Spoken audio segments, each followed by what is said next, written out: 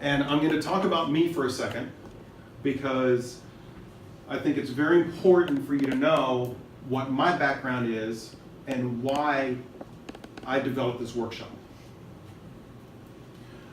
First off, I want you to succeed. Everything I say is to support you. I am nothing but an artist supporter.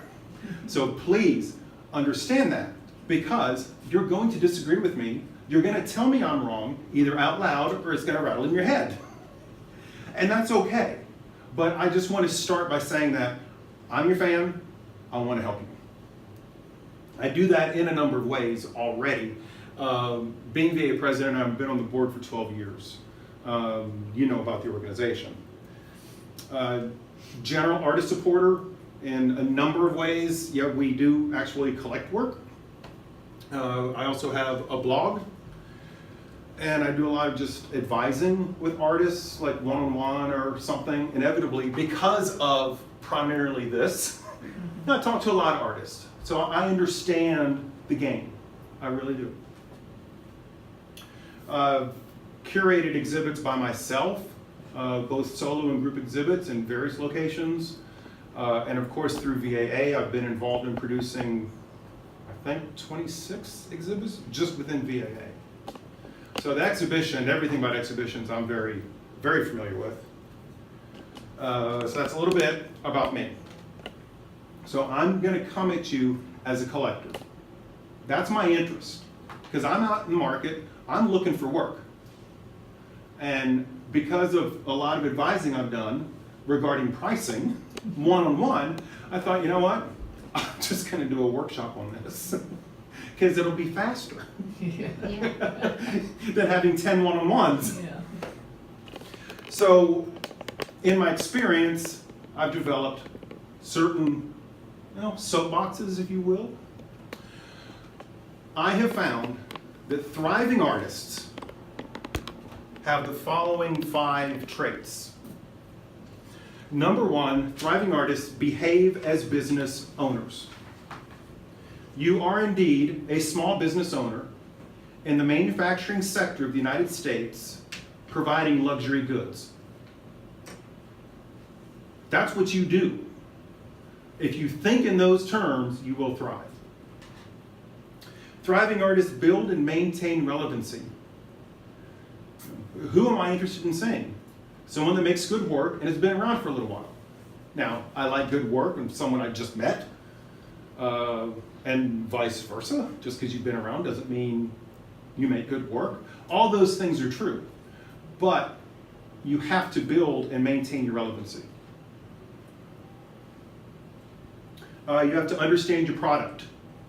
What is your product? What are you bringing to the market? You have to understand that. So Eric and I were talking recently about prints, and there are painters who are asked about prints. And in talking about that, he said, well, Matt, what do you think about that? I said, well, it depends on the artist and what their business plan says. If their product offering includes prints in their business plan, then they should do prints. If their business plan does not have that, they should not do prints.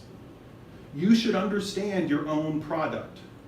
And business plan is something that we'll talk about next year. You need to understand the market, and that includes online. In our last Collector's Perspective presentation, one of the collectors talked about how much he buys online. And he's a local guy. And you need to know the Houston market, the Earth market, and the online market. It's a lot, but you need to know what that is. And finally, educate your collectors. Collectors like to be educated. Don't be afraid.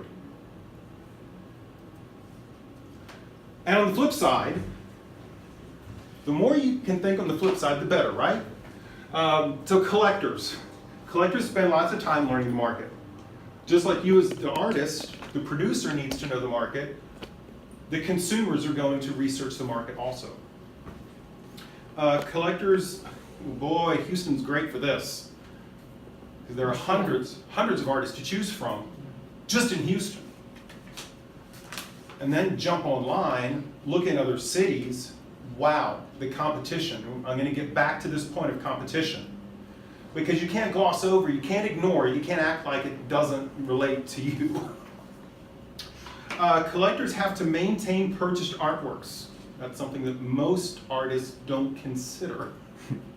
So I've got a collection of 850, 860 pieces. That's a lot of maintenance that I have to do. And collectors rarely compare notes. This has been something interesting for me to observe. Sometimes, but mostly, collecting is a very personal thing. That's, I mean, because I'll travel in a pack, you know, with collector friends on occasion. You know, but so it's interesting. So when you talk to someone, you know, so like you talk to me, and you think, oh, I'm going to tell, you know, my collector friends about you. Probably not. Don't assume that. Now, I'm unusual in that, for example, JJ, we were talking about you last night. You know, because I like to talk about artists, but I'm unusual in that. All right, and we're building up to, all I'm doing is laying foundation for you, right? Haven't got to any money. We will. Because there's a transition that's going to be down here. Realize that you are one of hundreds of people, could easily say thousands, in the market. So for you in the market, what matters? These are the things that I say matter to an artist. Number one, how you talk about your work. That matters. That, and I have these in order, in a specific order. The number one thing is your ability to talk about your own work. Because if you can't do that, the rest of this doesn't even matter. So two, how you come across. If you have open studios, if you have a studio by reservation, whatever. How you come across in person matters. It really does.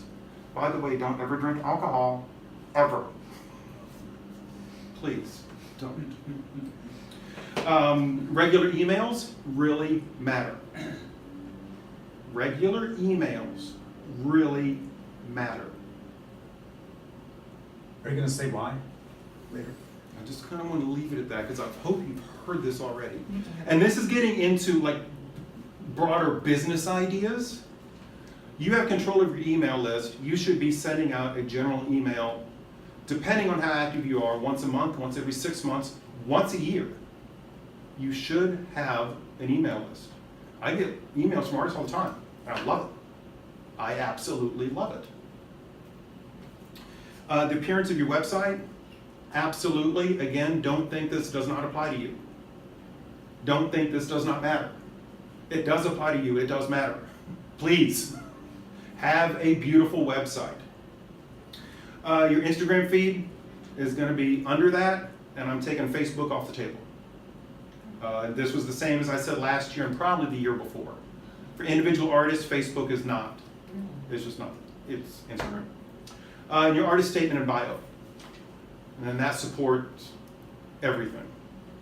All right? Eric has done a workshop. Remember VA had a workshop on writing an artist bio? It was in this room. Yes. So collectors. We do consider your art, I call it artistic capital. And your artistic capital is the following. Where you exhibit your work. Consider where you exhibit your work. You know, I look at an artist differently, whether they're, say, in a VAA show or CAMS. It's a different venue. Who has written about your work? That matters. How long you've been making work, definitely. The durability, the commitment of the artist. You know, if I'm going to put out money for an artist's work, I want it to go to someone who I feel has a commitment to it, and they'll be around, and I'll have the opportunity to watch them grow over time.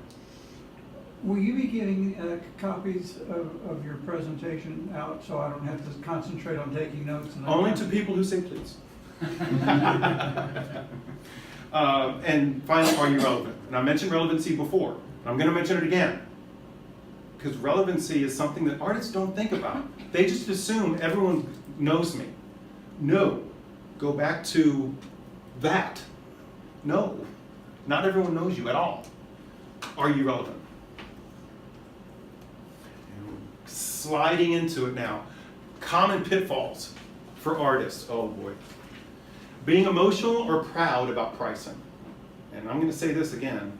So I was talking to artists last night. Are you going to come to the pricing workshop tomorrow? He said, no, I think I have a handle on it. I'm not going to remember what he said. But he didn't realize that he was using emotions in his pricing. And you don't realize you're doing emotions in your pricing, but you are, which is why you can't price your own work. You can't. Because it was made with your hands. But we got to move past that. You can't say, it took me 100 hours to make this. Because you know what? I don't care. As a collector, I don't care how long it took you to make that. If I'm interested, I'm interested. If it's well done, I'm probably going to be interested. If it's well done, it probably took you a while. Oh, I was with an artist. I'm not going to say his name. I said, okay, you've changed this year to what body work you did last year, which was fantastic. Why did you make that change? Because it took me so long. I said, do you hear what you're saying? I'm excited about what you did last year, not this. So you put in the time, it'll be evident, but you don't go around saying, oh, it took me 100 hours to do, so it's $10,000. No, pitfall. Thinking my work is unique, I'm sorry. That's a big pitfall. No, it's way too late in human history. Everything's been done before. A huge pitfall is having a lack of inventory list. Huge pitfall. Inconsistent pricing. Oh my God. Oh, okay. So I was at the Star Wars show last week. And an artist had like 5 or 6 pieces, kind of clumped, and they were like 100 to maybe 250, and they were wood burnings with Star Wars characters. Kind of cool. Then there was one that was 800. And I got to meet him when de-install was happening. And we bought one of them. Okay, love your work. Why do you have this $800 one next to this one that's $80? You want to confuse a collector. Inconsistent pricing, major pitfall. But after today, we're not going to have a problem. Discounts. Oh, jeez. Don't have a sale. Oh, and there's always exceptions to the rules. Okay, I know. Patrick Palmer, I know. But for the sake of this conversation, don't ever discount for any reason. And that includes charity auctions. Assuming a collector knows anything about you. Again, don't assume that. Unless I tell you, hey Candace, I just told my friend Lynn about your work and she's kind of interested, and I might do that by texting on Facebook. Just, kind of connect you. Other than that, don't assume anyone's talking about you. Here we go. All right, because now we're getting into, this is your entrance to our pricing.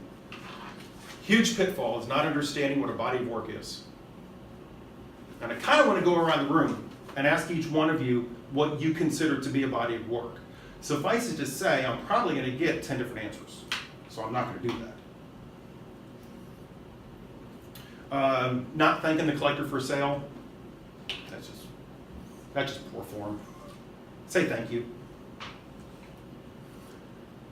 All right, so now, the broad strokes of what we're going to get into. First off, we're going to define a body of work. Then we're going to set the price for that body of work. Then you sell the work and gain traction. That artistic capital, we're going to talk in detail about that. And finally, you set the price for the next body of work. Okay? This is how you're going to be thinking from now on. You make a body of work, You set the price, you sell it, see how the sales go, and then you set the price of the next body of work. You're doing a body of work at a time. It might take you a week, it might take you a year, whatever. But you're going to make a body of work. And it's going to be firmly defined. So what is a body of work? I'm not going to go around the table. I'm just going to tell you what I think a body of work is, and this definition has served well. A body of work is similar media and similar concept and similar scale. Similar media, concept, scale. So let's look at that. Media, concept, scale. So media, what am I talking about? I probably know where I'm going with this. It's going to be rather specific because painting isn't painting. Because you can do a body of work in acrylic and do a body of work in oil. Now, why would I separate those? Because a body of work is going to have a price point. And painting in acrylic and painting in oil, for what you do, that's two different bodies of work. Similarly, in photography, are these digital prints or silver gelatin prints? Similar in, do I have ceramic? There are different ceramics. So be very specific on your body of work. And then concept. So I threw some up here for fun. You all have your own concepts. But what I'm talking about is, are we doing landscapes today? Are we doing still life?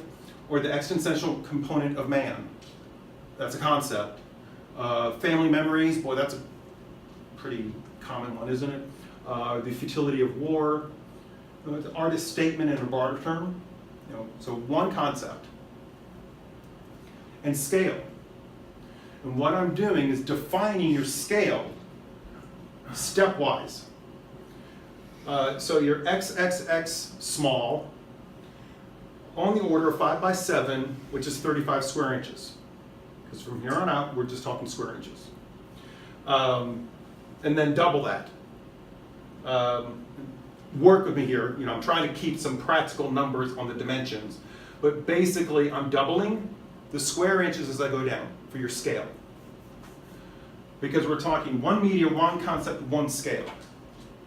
You're not going to be doing some 12 by 12s about family memories and 48 by 48 in family memories and having one price point. You're not going to do that. Okay? And this is important, so I'm going to pause and open it for questions. Yes, ma'am? I might be ahead. Are you saying we wouldn't want the same price for all of those? We can have different prices for those different sizes. We can have different sizes in our Body of work. Right. We can No, have different sizes. a body of work is defined as one of these, one of these, one of these. Oh, one of those. Oh, so they all have to be I the same see. size. Really? Okay. Huge mistake. Okay. I'm reeling you in Okay, that's cool. to a very realistic, practical, and sustainable pricing model. Wow. And it starts with a body of work. Okay. How do you define a body of work? Similar media, similar concept, similar scale, and these are examples. Good. And it's 1, 1, 1. I've always done the first two, but I would Yes. have a variety Yeah, of me the too. third. Yes. Wow. And have you tripped over yourself in pricing? Well, I had a formula, but. Okay, well, in- just follow me, Yeah. and then we can talk. We Yeah. can compare notes. Cool. So this is what I'm This is interesting, professing. yeah. Okay, 1, 1, 1. Right. Any other questions on this? Pick one side. Because now we're going to make your eyes cross. Okay. All right. So the initial pricing. Where do you start pricing?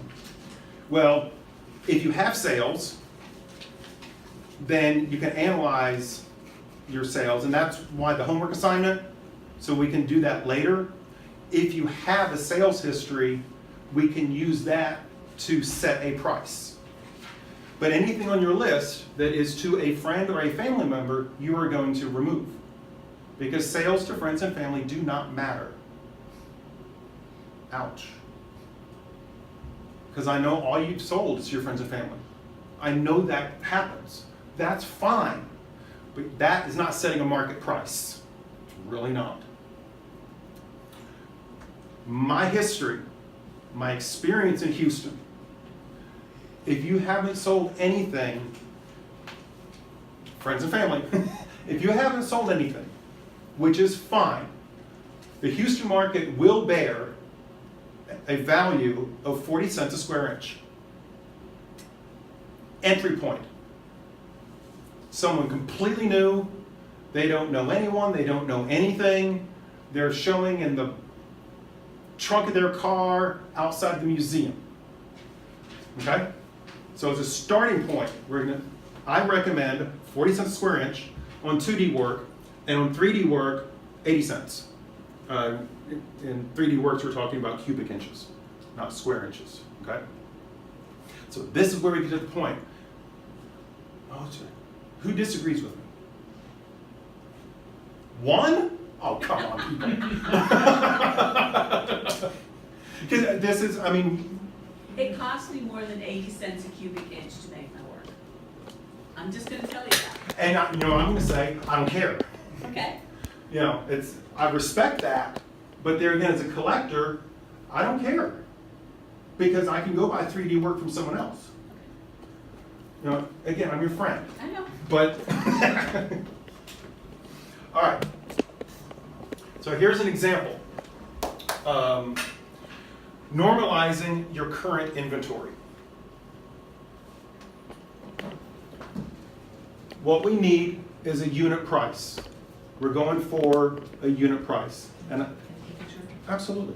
So let's say you've got these 5 artworks in your current inventory. And this is where it's, you know, we're going to look at your data. This is exactly what we're going to do with your data. All right? So you look at the height, width, and that times that is the area. I haven't lost anyone, right? My public school system hasn't failed me that much, has it? All right, so we're dealing in the area in terms of square inch. And let's say these were your asking prices. You'd set these prices before today. Then you divide the price by the area to get the initial unit price. Again, I hope I haven't lost anyone here. And then we get the unit price for item A is 23 cents a square inch. On item B, $1.58 per square inch, et cetera, et cetera. And this is actually, these are real numbers from someone. Now, you see a huge range in the unit price. Whoops. The average is 65 cents a square inch. That's the average here. So now we're going to go back to our area and apply that unit price. So 173 square inches at 65 cents a square inch is $72.80. So this last column is the normalized price.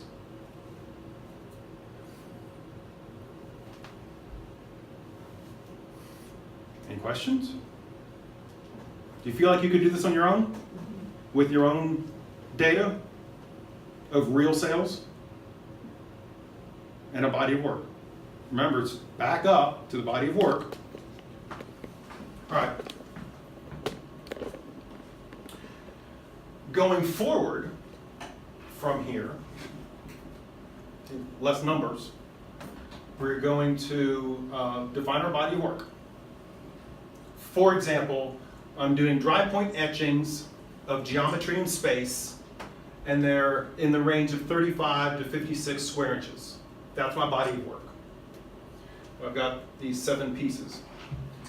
So here's my height again, here's my width again, here's my area in square inches again. I'm going to use the 40 cents a square inch for each of them, and I'm going to have these prices. Isn't that nice? I'm not said, do you like the work? Are you proud of it? Is it crap? Is it the best thing since the David? I haven't said any of that. Because none of that matters. Define the body of work, have your unit price, and you got your price. Period. And I'll throw this up for our 3D friends, just so, you know, equal, fair. So it's the same process, just with a different number, okay?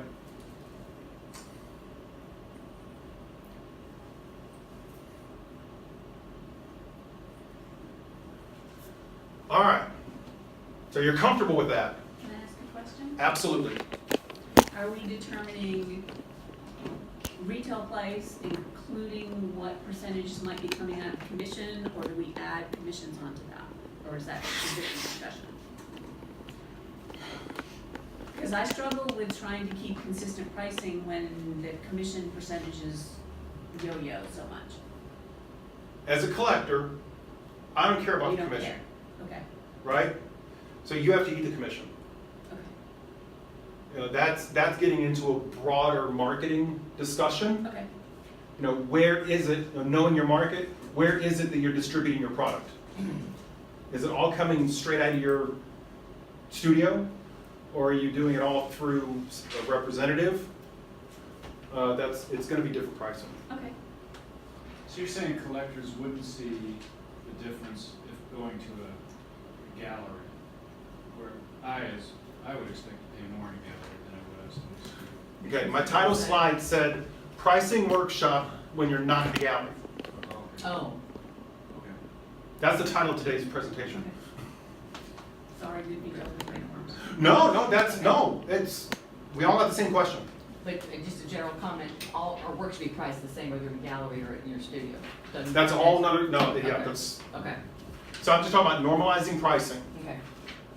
You know, thinking in terms of a body of work, which tightens down your scale so that this process can work, okay? So let's now increase prices. Woohoo! How do you increase prices?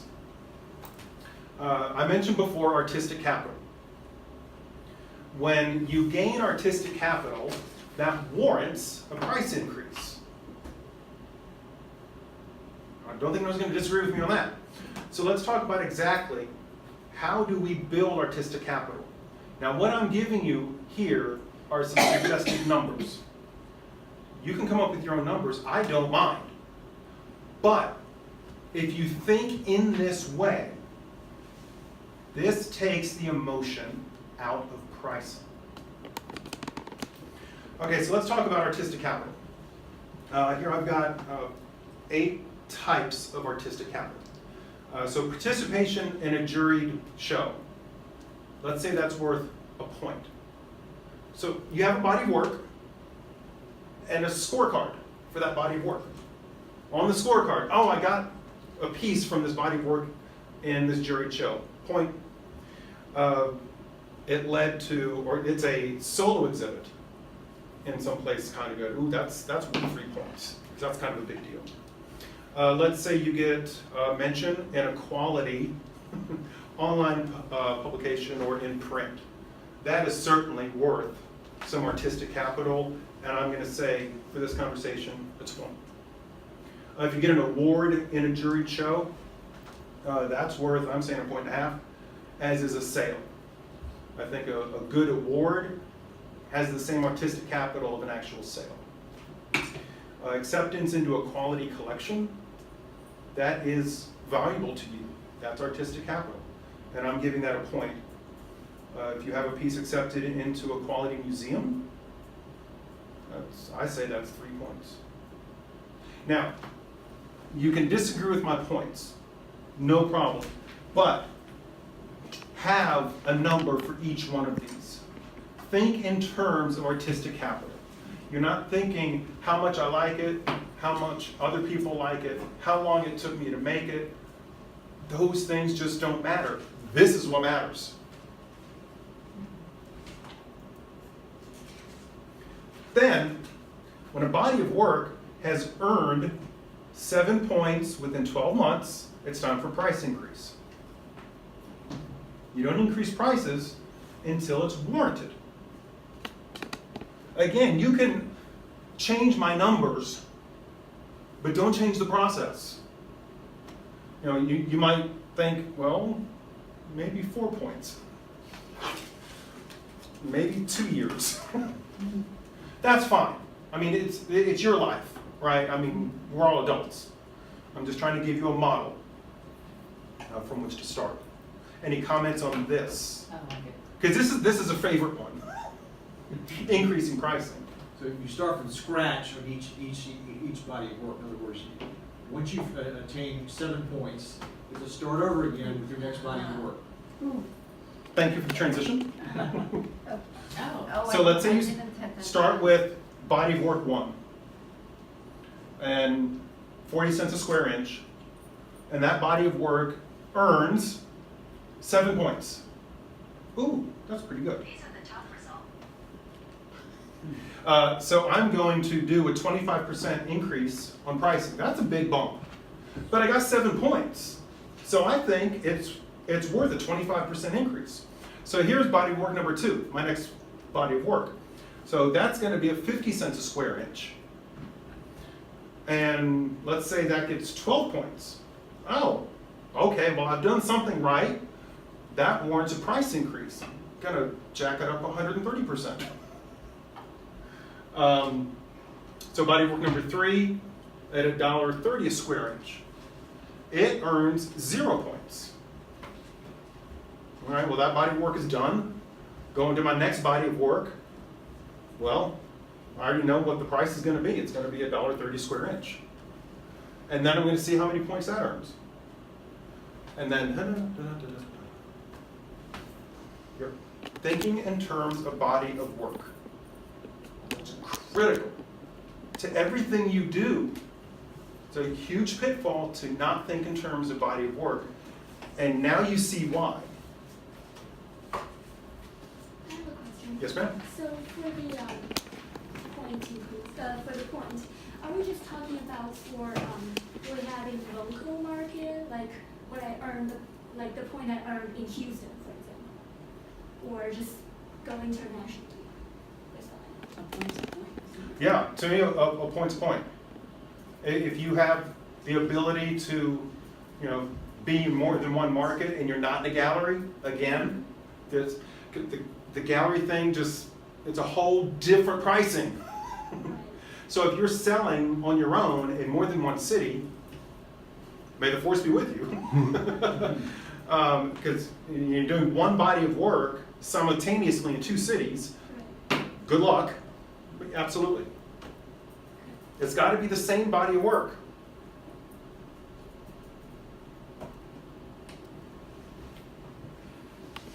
Okay. That's the meat of it. That's good. That is the meat of it. This was a slide that I had earlier in the presentation. I thought, no, because I gave you too much business stuff. But I'm going to show it to you because it was a big sentence that I said, and some people like to have this. Right? What are you? There are 2 answers. There's answer 1. I'm a small business owner in the manufacturing sector of the United States, providing unique items into the luxury goods market. There's answer 2. I'm a hobbyist. It's one of the 2. Shoot me.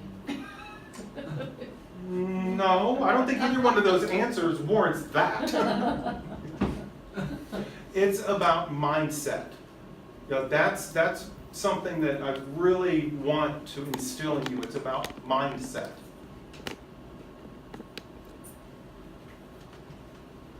And that is the end of the prepared presentation. Now, who has done homework is gutsy enough to share it with the group? All right. Well, okay, now we're going to stop recording because this is not going to be public. Okay. Right? We're all friends.